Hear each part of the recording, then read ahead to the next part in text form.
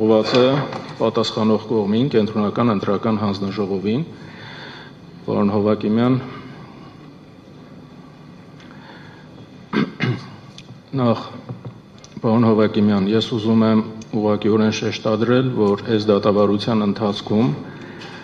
ձեր կողմից ներկայացված դիրքորոշումները, բացատրությունները, հարցերի պատասխանները ինձ համար շատ ավելի կարևոր են։ Ինչի եմ դա ասում, որովհետև պատասխանողի կողմից, կենտրոնական ընտրական հանձնաժողովի կողմից փաստերի դեմ որևէ ձև չառարկելը, դա ուղղակիորեն բերում է հետևանքի, որ այդ փաստը համարվում է հավաստի,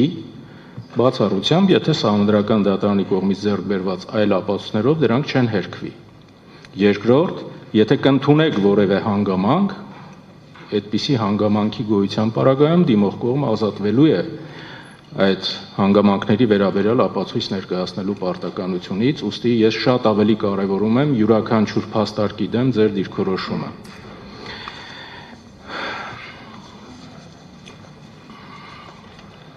Հարգելի պարոն Հովակիմյան, 14.06.2026 թվականին ժամը 18:16-ին կենտրոնական ընտրական հանձնաժողովի կողմից կազմվել է ազգային ժողովի ընտրությունների քվեարկության արդյունքների արձանագրություն, որը դուք ասացիք եւ ինչպես տեսնում ենք փաստաթղթից, ստորագրել են բոլոր 7 անդամները։ Այդ բոլոր 7 անդամները առանց որևէ առարկության, առանց որևէ վերապահում ներկայացնելու են ստորագրել, եւ եթե նման վերապահում լիներ, դա արձանագրված կլիներ որևիցե տեղ թե ոչ, այս հարցին պատասխանելուց հետո ես կփորձեմ մեկնաբանել կամ ավելի բացահայտել, թե ինչի եմ այս հարցերը տալիս։ Պատասխանեմ։ Այո, բոլոր կենտրոնական ընտրական հանձնաժողովի բոլոր անդամները ստորագրել են առանց վերապահումի, որովհետև վերապահում եթե լիներ, պիտի հենց նիստում հնչեցվեր, որովհետև արձանագրությունները կենտրոնական ընտրական հանձնաժողովը քվեարկության արդյունքների արձանագրությունները վավերացնում է ստորագրությամբ։ Եթե լինում է վերապահում, այդ վերապահումը այսինքն այդ փաստաթղթի տակ կլիներ համապատասխան վերապահման մասին գրառում։ Այ տեսեք, մենք քննարկում ունեցանք առաջին օրը դատավարության ժամանակ եւ կողմին պարզաբանվեց, թե ինչպիսին է Սահմանադրական դատարանի որոշումների պարագայում գործընթացը։ Եթե Սահմանադրական դատարանը աշխատակարգային նիստի ընթացքում կայացնում է աշխատակարգային որոշում եւ աշխատակարգային որոշման քվեարկության արդյունքները չեն կարող համարվել գաղտնի եւ բոլոր կողմերը ծանոթանալով դատական նիստերի, աշխատակարգային նիստերի արձանագրությանը ձայնագրարմանը կարող են իրականում պատկեր ունենալ, թե Սահմանադրական դատարանի որ դատավորը ինչպիսի դիրքորոշում է ունեցել։ Հիմա հաջորդ քայլը Սահմանադրական դատարանի ըստ էության որոշումներ։ Սահմանադրական դատարանի ըստ էության որոշումների պարագայում օրենքը ուղղակիորեն արգելում է, որ անվանական արդյունքները քվեարկության կարող են ի ցույց դրվել հանրությանը եւ դրանք օրենքի ուժով համարվում են գաղտնի։ Բայց Սահմանադրական դատարանի մասին օրենքը ի տարբերություն մնացած բոլոր դատավարությունների, որտեղ որոշման վերաբերյալ հատուկ կարծիք գրելու հնարավորությունը դատավորի պարտականությունն է, Սահմանադրական դատարանում դա դատավորի իրավունքն է։ Դատավորը ինքը կցանկանա գրել, թե չի ցանկանա գրել։ Ավելին, Սահմանադրական դատարանի մասին օրենքը ուղղակիորեն հռչակում է այն գործերի շրջանակը, որտեղ դատավորը նման հատուկ կարծիք շարադրել։ Եվ որքան էլ տարօրինակ լինի, այս ընտրական վեճով որևիցե դատավոր հատուկ կարծիք գրելու իրավունքը չունի, որտեղ օրենքը դա թույլ չի տալիս։ Հիմա հարցս. ես նայում եմ ձեր որոշումները, ընդ որում դա համապատասխան ձեր գործունեությունը կարգավորող օրենսդրական ակտերից է բխում։ Բոլոր որոշումները ստորագրվում են կենտրոնական ընտրական հանձնաժողովի նախագահի կողմից միայն։ Եթե հանձնաժողովի որևիցե անդամ ինքը համաձայն չէ դիրքորոշմանը, այդ դիրքորոշումը որևէ տեղ արձանագրվում է թե ոչ, Եվ եթե նույնիսկ պատճառաբանական մասին համաձայն չէ կենտրոնական ընտրական հանձնաժողովի որևէ անդամ, որևէ կերպ կարող է իր այդ անհամաձայնությունը արտահայտել եւ ինչպես է դա ձեր գործնեությամբ կարգավորվում։ Պարոն Խոտյան, կենտրոնական ընտրական հանձնաժողովի որոշումները ընդունում են տրմբած նիստում, այսինքն քվեարկությունը տեղի է ունենում նիստում բոլորի աչքի առաջ։ Դրամբաց դատական նիստում բոլորի աչքի առաջ։ Դատական չէ, կենտրոնական ընտրական հանձնաժողովի նիստում որոշումներ ընդունում են։ Կներեք դատական։ Ձեռքով, այսպես ասենք, ձեռքով բաց, այսինքն եթե որևէ անդամ ունի առարկություն կամ համաձայն չի, ինքը ուղղակի կամ առարկությունը կարտահայտի կամ ուղղակի դեմ կքվեարկի։ Շնորհակալություն։ Եվ ձայնագրությունները, այսինքն ուղիղ հեռարձակվում է եւ ձայնագրությունները հետագայում նաեւ տեղադրվում են կենտրոնական ընտրական հանձնաժողովի կայքում։ Հիմա այս հարցերից բուն նպատակը ես ուզում եմ հասկանալ 15/06/2026 թվականին կենտրոնական ընտրական հանձնաժողովի կայքում ԿՀ նախագահի կողմից իրականացված հրապարակումը իրականում ինչ նպատակ էր հետապնդում։ Դուք ունեցել եք որոշման դեմ որևէ այլ կարծիք, որպիսի կարծիքը չի զետեղվել այդ որոշման մեջ։ Դուք գտնում եք չի ունեցել բավարար պատճառաբանվածություն եւ փորձել եք դրանով այդ պատճառաբանությունները ավելացնել։ Ես անկեղծ եմ ասում, ուզում եմ հասկանալ, ինչ նպատակ ուներ այդ հաղորդագրության հրապարակումը։ Կար հանրությանը իրազեկելու խնդիր։ Քանի որ ինքը կենտրոնական ընտրական հանձնաժողովի որոշումները իրենք շատ ժամանակ չոր իրավական լեզվով են, այսպես շարադրված, եւ տվյալ դեպքում նիստից հետո եւ ընդհանուր, այսպես ասենք, հանրային միջավայրը, որ արկա էր, ինձ համար ակնհայտ էր, որ կա հանրությանը իրազեկելու, այսինքն հանրության առաջ հաշվետու լինելու կարիք եւ ես դա որպես կենտրոնական ընտրական հանձնաժողովի նախագահ դա իրացրել եմ որպես հանրության իրազեկելու։ Շնորհակալ եմ։ Այս պարագայում որոշումը ավելի շահեկան վիճակում չէր գտնվի, եթե այդ պատճառաբանությունները, եթե իհարկե այդ պատճառաբանությունները բոլոր անդամների կարծիքին համահունչ էր, տեղ գտներ որոշման մեջ։ Եթե դա առանձին հաղորդագրության տեսքով է հրապարակվել, արդյոք կարելի է այստեղից ենթադրություններ անել, որ գուցեև կենտրոնական ընտրական հանձնաժողովի մյուս անդամները այդ դիրքորոշմանը համամիտ չեն եղել։ Ոչ, չի կարելի նման ենթադրություն անել, որովհետև ըստ էության այն գնահատականը, որ չի ազդել արդյունքների վրա, այսինքն տվյալ դեպքում խախտումները չեն ազդել արդյունքների վրա, այդ հարցում մենք եղել ենք միակարծիք։ Եվ դա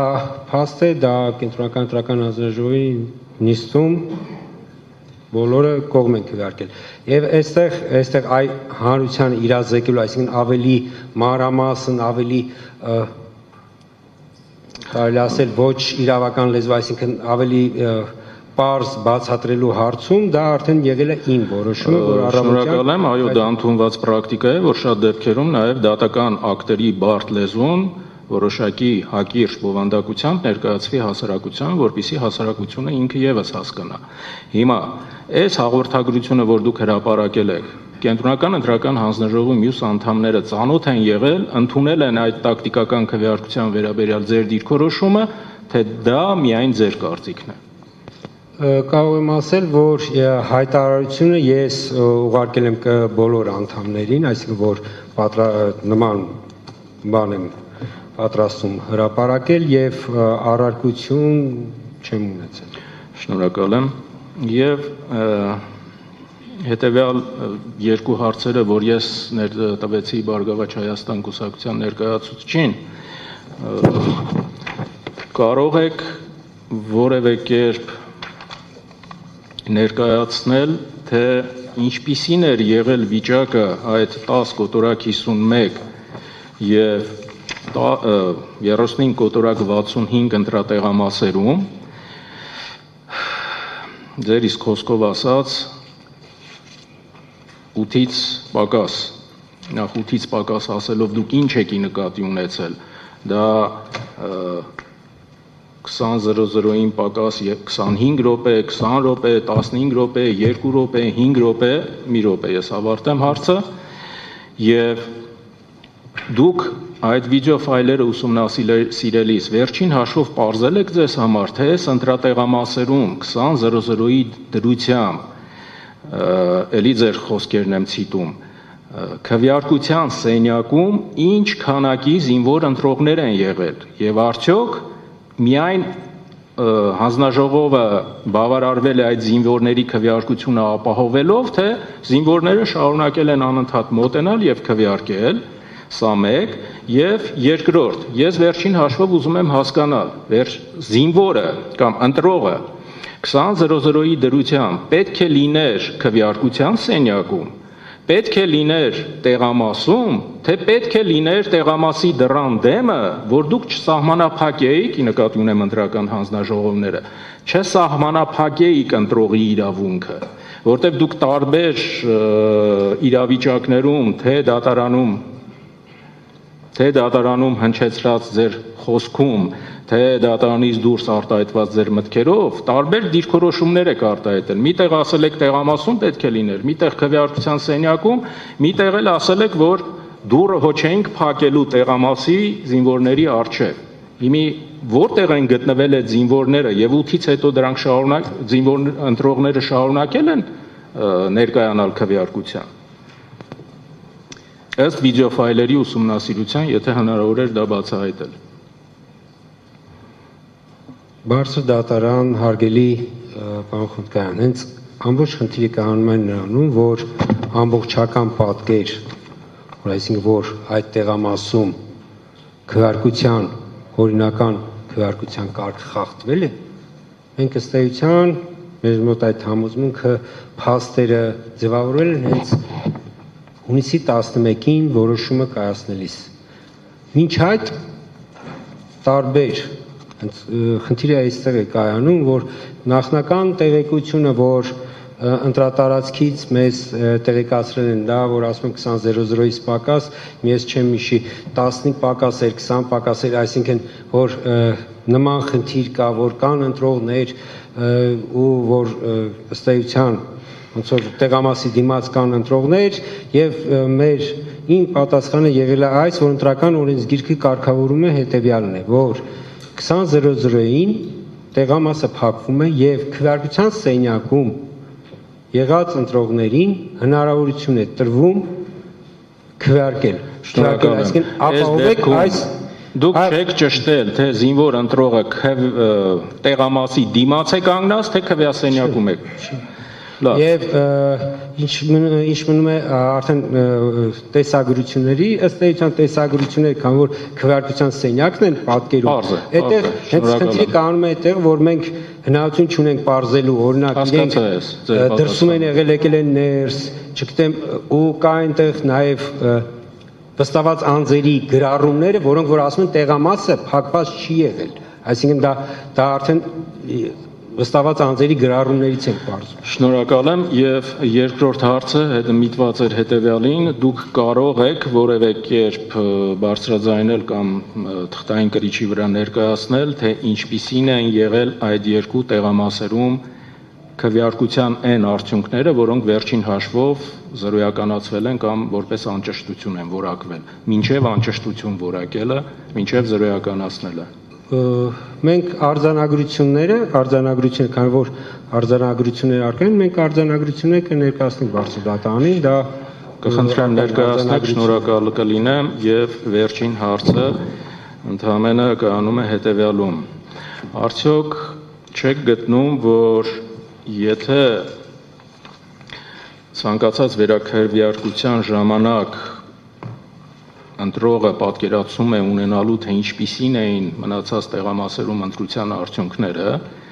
եւ այդպիսի քվեարկության դեպքում մենք գործ կունենանք տակտիկական քվեարկության հետ, արդյոք ձեր այդ դատողությունը չի բերում այն հետևանքին, որ երբեք չի կարող վերաքվեարկություն նշանակվել։ Ես այդպես չէի ասի, որովհետեւ այստեղ նաեւ ծավալներն է էական։ վերակվարկության։ Այսինքն նաև ներկայիս ես մի բարձր դատարանի ուշադրությունը պիտի հրավիրեմ մի հանգամանքի վրա, որ վերակվարկության ինստիտուտը ըստ էության թե Հայաստանում, թե միջազգային պրակտիկայում շատ հին է, բայց ժամանակակից Լավ, դուք այդ կարծիքը չեք կիսում։ Այդպիսի խոչընդոտ վերակվարկության պարագայում չի առաջանում։ Լավ, այդ դեպքում ես ակնկալում եմ համապատասխան արձանագրությունը 10 կոտորակ 51 եւ 35 կոտորակ 65 տեղամասերի մասով։ 12-13-ն էլ կներկայացնենք։ Ինչ։ 12-13-ը 3 տեղամասեր, մի անգամ 3-ը կներկայացնենք։ Ինձ երկուսն է հետաքրքրում, եթե ուզում եք ավել ներկայացնեք, արդեն ոնց կորոշեք։ Շնորհակալ եմ, կարող եք զբաղեցնել ձեր տեղը։ Եթե կարող եք թղթային դուք էլ հանձնեք, եթե նույն բանն եք հանձնելու, հուսամ կենտրոնական ընտրական հանձնաժողովից կստանամ։ Շնորհակալ եմ։